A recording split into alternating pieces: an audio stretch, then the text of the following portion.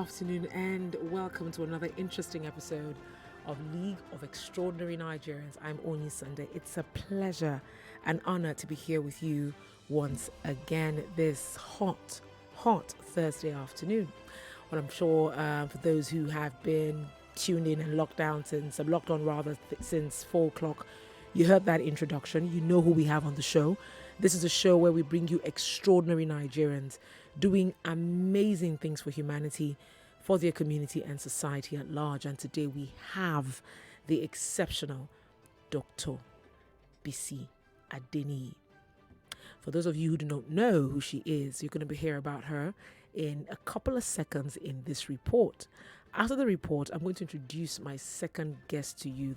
This guest made today possible.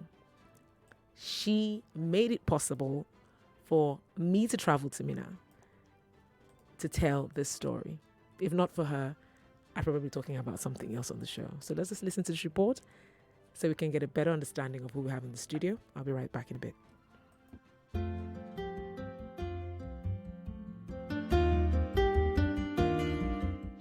This is League of Extraordinary Nigerians.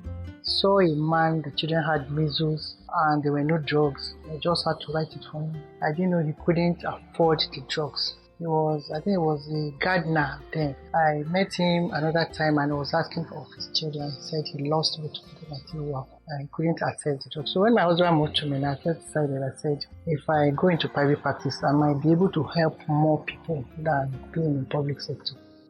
Originally from Kwara State, Dr. Bisi was born in Niger State.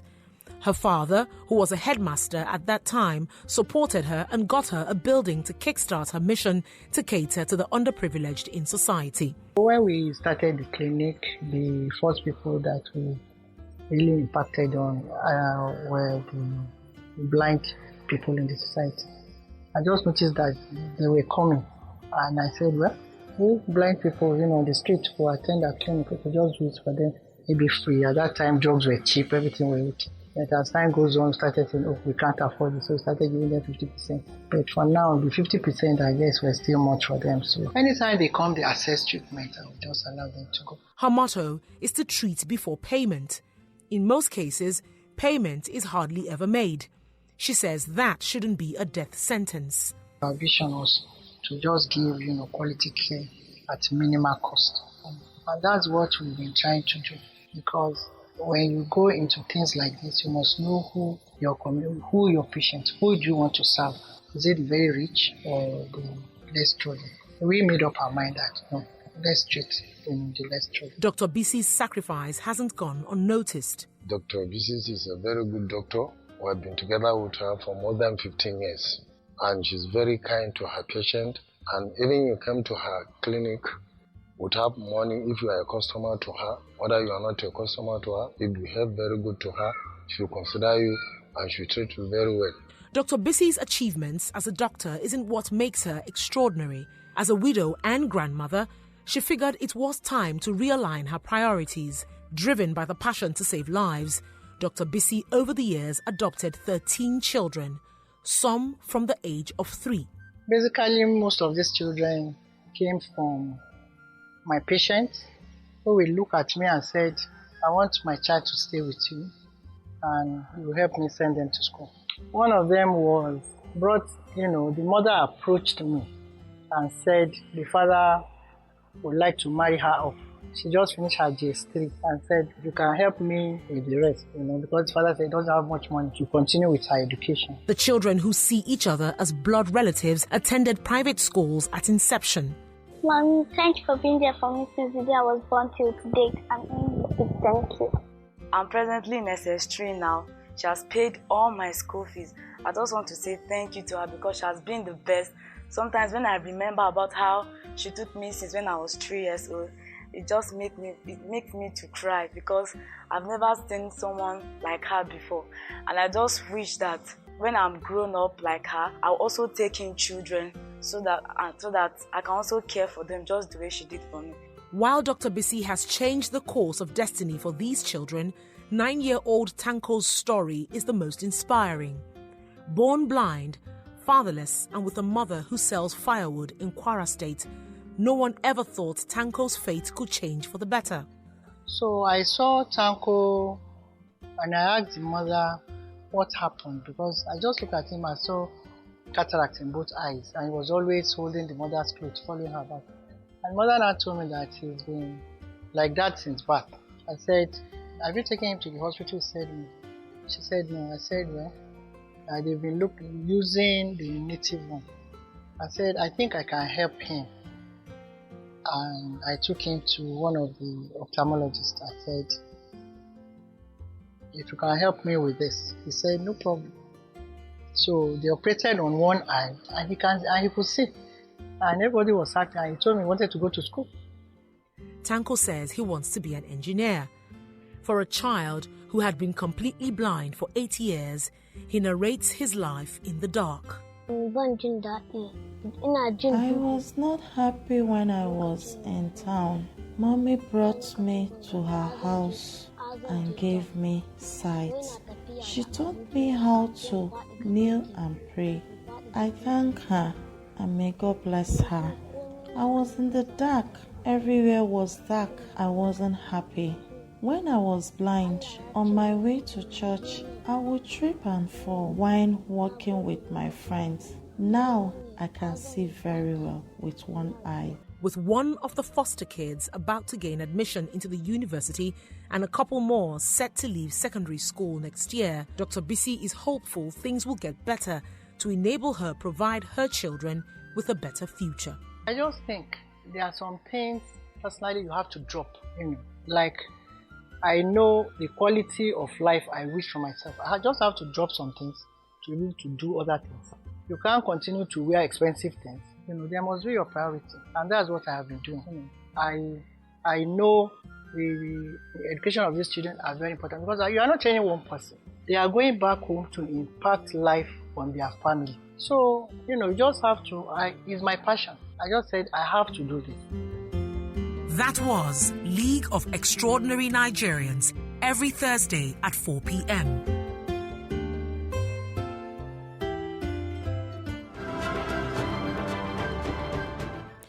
Well, you didn't know, well, now you know who Dr. Bisi Adeniyi is. I'm going to correct that now.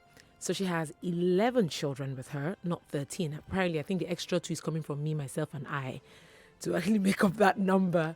But you could check out the report in case you want to see the visuals and see the children as well. It's on my YouTube channel, Onyi Sunday. Now, I did say that when we return, I was going to introduce the person who made this possible. I'm introducing this woman because I keep, putting out that campaign and telling everyone, exceptional people live around us. We work with them. I cannot find everyone. You are our eyes. Tell us about them, and we will tell their story. Well, her cousin, Mrs. Temitope Adeniyi Adele, did just that. And thank you, Twitter. Someone picked it up from Dubai and sent it to me and said, have you seen this? The moment I read the very first thread, I said to myself, this is a story worth telling. Ladies and gentlemen, please welcome also Dr. Bizzy's cousin, the one who has made this possible, Mrs. Temitope Adeniyi Adele. Thank you so much for joining us on the show. Thank you. Again, I'm going to say thank you for giving me that opportunity to tell the story. Now, Dr. Bizzy, the question everybody wants to really understand is, how do you do it? I mean, I'm done with that report, but I still ask myself, how do you do it? We're talking about a hospital where you set out to cater to the underserved in society, which, of course, we understand money won't come in as much as any other doctor would want it to come in. You're after saving lives and ensuring that the standard of living improves health-wise for these people. Then at home, you have children who are not your biological children, and you're taking care of them. Not just taking care, giving them shelter, food, and clothing. You are securing their future as well with the resources at your disposal. It does not sound normal, Dr. Bisi. I just have to put it that way.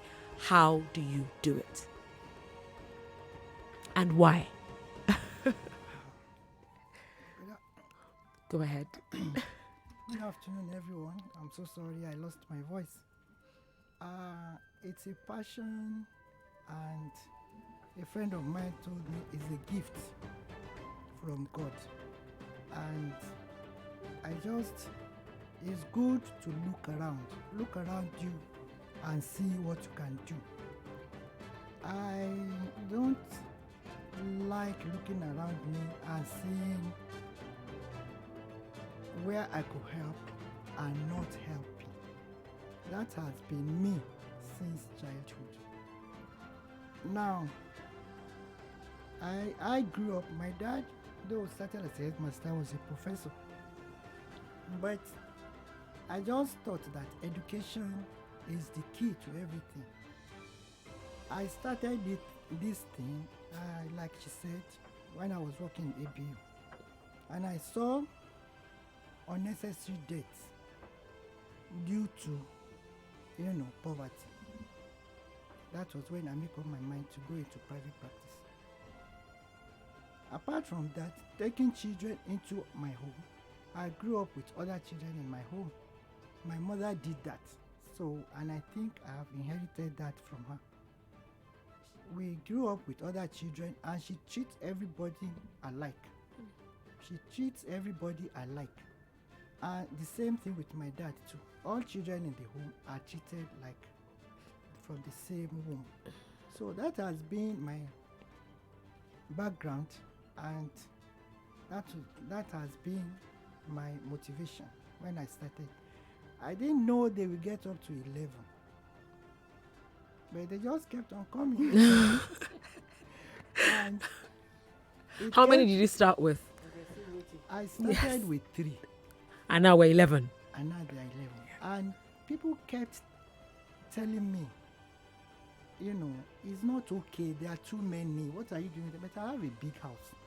And I said, I don't want an empty house. And I can't live alone. I cannot live alone since my husband left 13 years ago. I'm not a lonely person. So I said, it's okay to bring in other children and give them a better life. Some of them came from a family of like 9, living in one room. That's not a good life. But if you know there's anything one can do, I think it's just better to do it. But to me, it has been God that has been with me all through. Honestly, that has to be the answer. And I'll tell you why. It's a very, interesting thing you mentioned. You just said, you have a big house and, wait, what are you doing with all that space? Let's get these children in. But you see, many there would think, oh, yeah, she's giving them shelter. Like I mentioned earlier, it's much more than shelter. And for those who are sitting down now saying, oh, yes, because she has a big house. I mean, if I had a big house, I'll do the same. I'd say that's not true. And I will tell you why. A few days ago, I was going through comments on YouTube following Aramide's post. And someone said, oh, she's from a wealthy home. That's why she can sacrifice a job at ARM Harris to teach children, take up a life of teaching. And I said, that's very wrong. I mean, there are other wealthy kids, other wealthy people. It's not about what you have in your bank account, about how large your heart is. Asking you how you do it, and the fact that you open your doors to the underserved to come in, whether they have money or not. Again, I'll tell you, it's not about the kind of support she gets or not. Just a few days ago, I went to a general hospital here in Lagos, and a mother who was discharged 4 days earlier was denied, exit because she couldn't clear her bill. She was made to sit down on a chair with her newborn baby for 4 days. She was sitting up and she had that baby in her hand. And it just so happened that there was an event I was comparing, and a man who was just on the corridor told me about it and said, my wife shared a room with so woman. This is what is going. And I went to see for myself, and there she was sitting. This is a general hospital. Now, when you look at Dr. Bizzy's hospital in Minna, I traveled to Minna to do the story. You cannot compare. The kind of support that comes in, no way. When I asked how much the bill was, apparently it was 11,500. That kept her in the hospital for 4 days. She said just a day before, they added 7,000 naira to her bill. And the fact that you had medical personnel who felt it was okay to evict her from her bed and put her on a chair with a newborn baby while her CS stitches were opening, just because she hasn't paid. I also want to understand that, you see, it has nothing to do with the resources at your disposal. So those who are going to sit back and say, oh, she has a good background, she has a wealthy background, it has nothing to do with that. But then, Mrs. Adeniyi, what do you think about this story? I know going through your tweets, even you were amazed by what your cousin was doing, but listening to her, does it sound okay to you? Have you become used to it, or do you still baffle what she does sometimes? Thank you. It's a very interesting question you've asked me. I was in Minna in November, and that was the first time I saw Tanko. Of course, I knew most of the other children because I would see her from time to time. And I was really struck by Tanko, the way he would grope the walls to find his way around the house, or use his hands to try and find food on his plate. And I turned to my cousin and I said, why did you bring Tanko? This one cannot see. Already you have enough. You have 10 already. And then she says, well, I hope they will be able to do this operation. I said, hey, I pray to God that this operation will succeed. And she will go, amen. I said, because if it goes wrong, this boy is going to be discouraged forever. So I am quite aware of her parents' contribution to society. Yeah. I think she understated it really. I know her mother and her father have raised generations of people, as in some of them are grandmothers today who had no relationship whatsoever with them. And I also stayed partly with them for a short while when I was in school in Zaria in those days. And there was never any time you would have anything less than 4 or 5 children who were not their children with them. But then I think I don't know how much of Yoruba I'm allowed to speak. Go ahead. But as long as you interpret it. I call her Alasheju. I said, you have this number, Alasheju ni, which is like she overdoes it.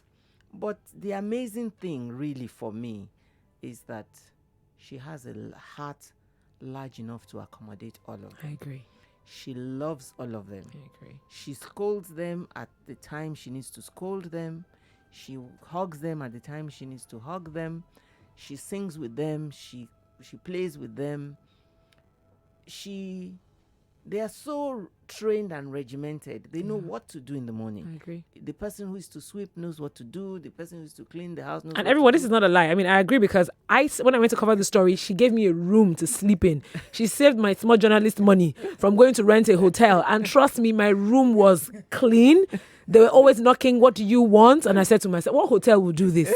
They will not even do. And this came from a place of, and then Bolu Watife, hey, Bolu discussed 20 years from now with me. You need to see her. Please go ahead. So that for me, I think is the amazing part. Yes. She has a heart that is filled with a lot of love.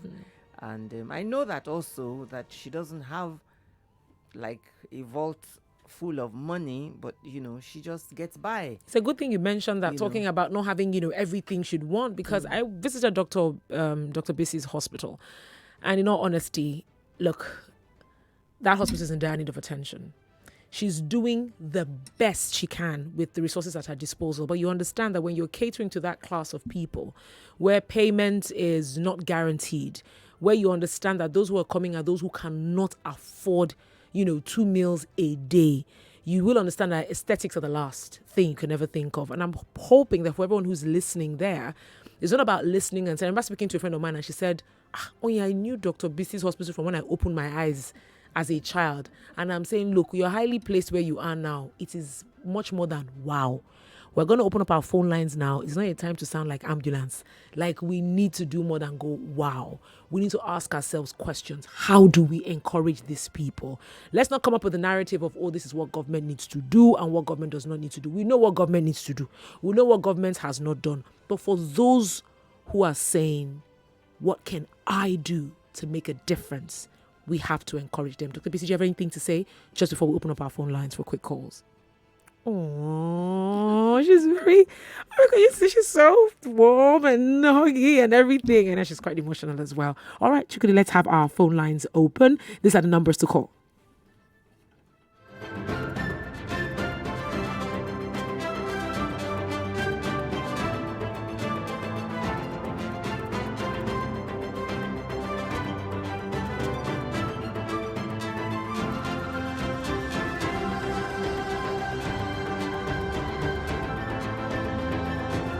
Call us on 01-277-0993, 01-277-1993, 01-277-2993, and 01-277-3993.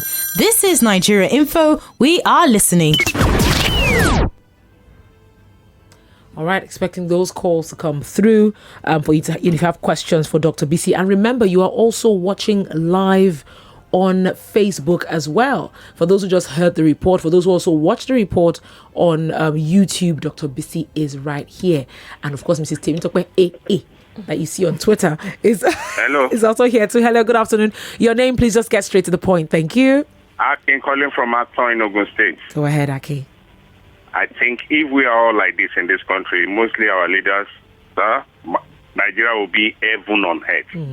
And I pray God will enable her, even empower her more. Amen. To do more of what she's doing. Amen. Thank you so and God much. bless you. Amen. Thank you, Aki. Thank you. Phone lines are still open. Go ahead. Yeah, I want to actually appreciate your guest over there, and I would say God will bless her very well and also encourage her a lot. In fact, you see, people like this are really recognized in our society and shouldn't be like that. Because, of course, we say God will reward them handsomely, but we can also encourage them by the way we appreciate them verbally as well as financially. So my take is this. Let's not go to the government aspect of it. But individuals can visit that place and confirm for themselves and see how they can encourage this woman. That is what I want to say. Thank you very much. And for individuals who want to visit, it is right there in Minna. Go check it out on YouTube. I mean, if you cannot travel far, the pictures, the videos are there, and you could also step in as well. Go ahead. Your name and where you're calling from. My name is Chief Stanley Eyido. I'm calling from Ebute Meta, Lagos. All right. Please turn down the volume of your radio set as you go ahead with your question or suggestion. Okay, I'm just doing that. All right. Go ahead. I'm not asking any question. I just want to tell you and the public that are listening that I have not seen this type, I have not heard of this type of story, that people in Nigeria can still be so compassionate to do something that does not belong there without asking for money. So I think God will bless this very person that you are talking about. Thank you. Thank you so much. Thank you for that. Do you have another caller on the line? Go ahead, your name, please, and comment. Hello, good afternoon. Good afternoon. My name is Theophilus Olupen. Go ahead. Please, you can just mention our account details on there so that whoever that wants to help her can, as well send money to her and all. For someone like me, I think even if it's a token monthly, I can always send to her. So you can just tell her, disclose our account details. All right. So that we can all, Okay, I'll make it easy for you, right? So just visit Leon Nigerians, right? Leo Nigerians. I'm going to mention my number again. I put out a number on Twitter where you can get in touch. That's the number for everyone who wants to get in touch with every other person who is on this show. I'm just going to make the number open. So it's 080-2622-1778. So 080-2622-1778. Just go down to our Twitter page. You'll find that number there. Send me a DM and I'll give you every information that you want. It's right there. It's open. We're open for every blessing and every assistance that comes in. We would like the medical bodies that are listening to understand we're talking about a hospital here. And this hospital is in dire need of equipment, is in dire need of funding to ensure that we continue to serve the underserved in society. That's really what I'm going to have to say about that particular hospital. And like we also mentioned earlier on, visit the hospital yourself in Minna. It just only take a walk around the hospital for yourself and see what she's done, see the lives, see the community where the hospital is, and say to yourself, how can I make a difference? You may not be a doctor, you may not be a nurse, but of course you can also help in saving lives. Dr. Bisi is not on Twitter. Her cousin, Mrs. Adeniyi, is on Twitter. Can you just give her a Twitter handle, please? _AA. So that's her Twitter handle as well. So reach out to her. She put out that tweet there. She put this out in the open for everyone to know this particular story. as well. Go ahead. You want to say one final word? Yes, I just want to emphasize again that the purpose for putting out that story really was not to solicit for funds. Clearly. Dr. Bizzy has never, I'm very, very close to her, but she has never, ever, ever asked me for financial assistance. She's sitting right here now. But I thought, her story was inspiring enough for other Nigerians to learn from. Sometimes you may not even be aware that you could make a difference in the lives of somebody who is just next to you. Yes. And that was really the purpose. When we talk about change in Nigeria, this is the kind of story we're talking about. Yeah. And we want Nigeria to become a better place. We all have roles to play in Nigeria. We all have responsibilities. Just sit back, look around, think, and identify where you think you can be of help to and the next man. I also understand why these kind of reactions are coming through just as we round up the show as well. For everyone who has come up here, we understand that beyond telling the story of a hero, because we call you the true heroes, the reports get to also show the predicament of our heroes. So understand that in spite of this condition, they're able to achieve this. What is your excuse? And for that, you have Nigerians who say to themselves, I may never be able to gather children in a class to teach, but I can provide materials that will help whoever's doing that teach them. I may never be in the position to do what Dr. Bisi is doing to take care of these children. It's a lot. You have children who are going to be passing out from secondary school and whatnot. It is not a walk in the park. And I believe for most Nigerians who are listening there, they're saying to themselves, what is my contribution? I do not live in Minna. I cannot visit these children in Minna. And I'm saying to myself that I will contribute to this child's future. Dr. Bisi is a very humble person. She has carried this herself all these years. And look, whatever we can do to ensure that these stories remain bright and not just a clap and a well done. I hope this program today has actually made you sit and question yourself to say, what is my contribution to humanity? And not just the man who sits back, hears the news, and gives a round of applause. On that note, that's much we can take on the show here today. Dr. Bisi has been quiet. But then, like I said, the report is there. Sending your comments, sending your suggestions. I will pass the message across. I'm Onyi Sunday. Thank you so much for joining us on the show. 99.3 Nigeria Info. We'll be right back.